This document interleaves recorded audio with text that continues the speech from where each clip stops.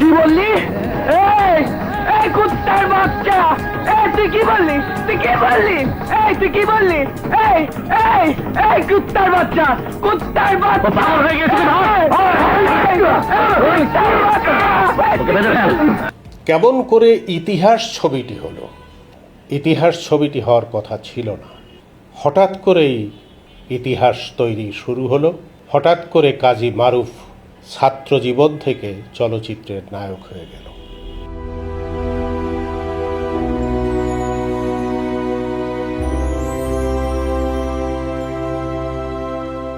কাজী মারুফ আমার ছেলে।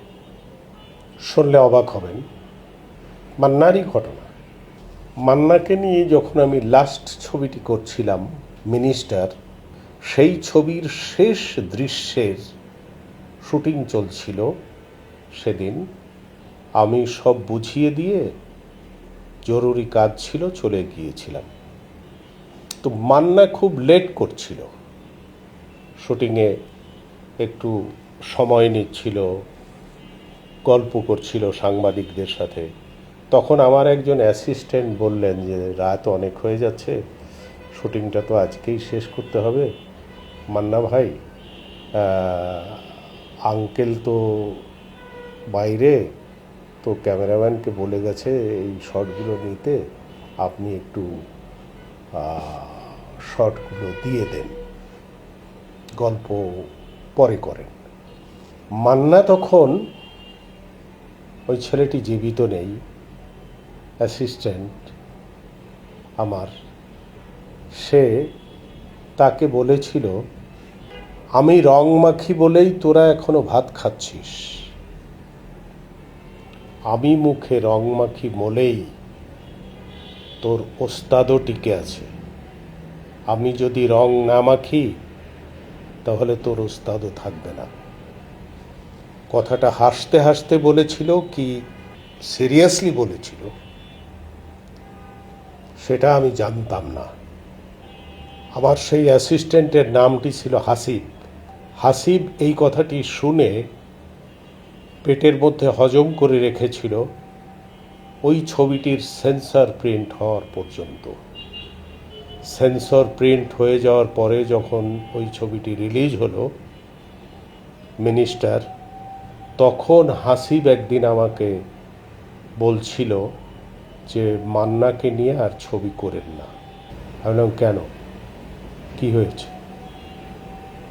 তখন সে খুলে বলল যে মান্না এই কথা বলেছে। খুব কষ্ট পেলাম। চলে এলাম বাসায়। রাত্রে ঘুম হচ্ছিল না। যার জন্য এত করেছি সে এত বড় কথা বলতে পারলো? মান্না কি মনে করে যে আমি তার উপর নির্ভরশীল হয়ে গেছি? আমিই তো মান্নাকে গড়েছি, আবার মান্না তৈরি করব আমি। সেই রাত্রে, এক রাত্রে আমি গল্প তৈরি করলাম, রাত জেগে, মনে মনে।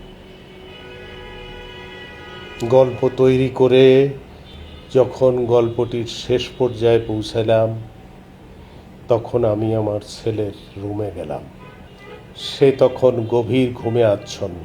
আমি তাকে ডাকলাম, ওঠো মারুফ। কি আব্বা, এত রাত্রে তুমি এখানে? আমি বললাম তোমাকে সিনেমায় অভিনয় করতে হবে এবং আগামী 7 দিনের মধ্যে ছবিটি শুরু হবে। কে করবে ছবি? আমি বললাম আমার টাকা দিয়ে আমি করব।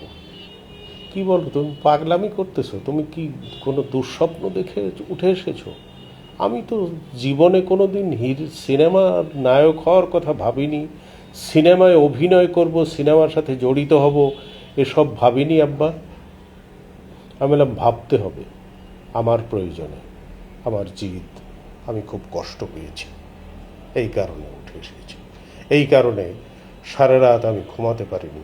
কষ্টের কথাটা পরে বলবো। অনেকবার জিজ্ঞেস করেছিল, বলো না আব্বা কি কষ্ট পেয়েছো? আমি বললাম না, বলবো না আজ, পরে। যেদিন ছবিটি শুরু হবে সেদিন বলবো।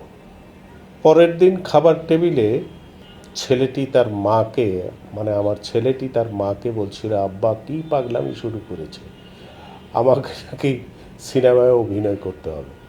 তখন ওর মা বলল, হ্যাঁ আমাকেও রাত্রে তাই বলেছে, কি পাগলামি এটা? আমি বললাম, পাগলামি না, এটা আমার জিদ। আমি যে কাউকে হিরো বানাতে পারি, যে কাউকে আর্টিস্ট তৈরি করতে পারি, আমি সেই পরিচালক। এবং আপনারা জানেন সেই ছবিটি তৈরি হয়েছিল, তার নাম ছিল ইতিহাস। আমার ছেলে সেই ছবিতে অভিনয় করে ছবিতেই প্রথম জাতীয় চলচ্চিত্র পুরস্কার পেয়েছিল। আমি শ্রেষ্ঠ ডিরেক্টরের পুরস্কার পেয়েছিলাম এবং ব্যবসা সফল ছবি হয়েছিল। আপনারা অনেকেই সেই ছবি দেখেছেন। আসুন দেখি সেই ছবির একটি গান। বেশি কথা কইলে সিংগাই ভুদিয়া সব করবে চুন, তিনি আবার জীবন দাতা, এই তো তাহার বড় গুণ। আসুন দেখি সেই ছবির একটি হৃদয় বিদারক দৃশ্য, যে দৃশ্যে আমি তাকে চুমু দিতে গিয়ে মৃত্যুবরণ করেছিলাম। এই দৃশ্য দেখে সিনেমা হলের বহু লোক কেঁদেছে, আমি জানি। মুখটা ফিরিয়ে নিও না, একটা চুমা আব্বা, লাস্ট কিস।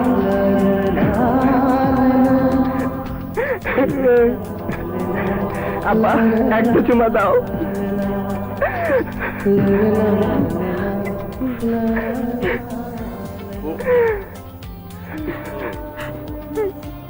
আব্বা দাও, আব্বা দাও। আব্বা আব্বা আব্বা আব্বা আব্বা আব্বা আব্বা আব্বা আব্বা। কেমন লাগে?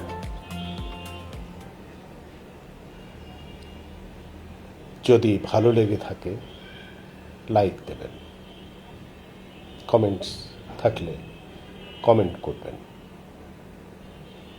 ধন্যবাদ।